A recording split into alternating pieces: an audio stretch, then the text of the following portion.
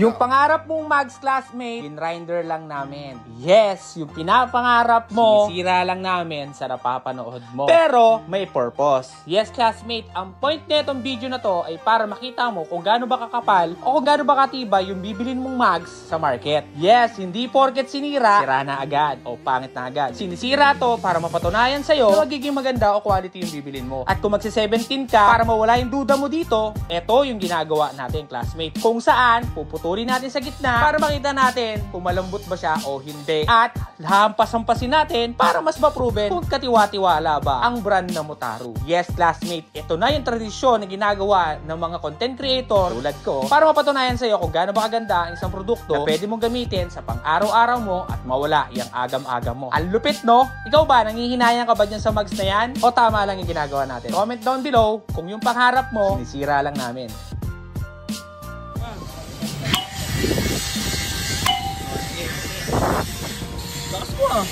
Malakas na busina? Baka G-Star horn na yan.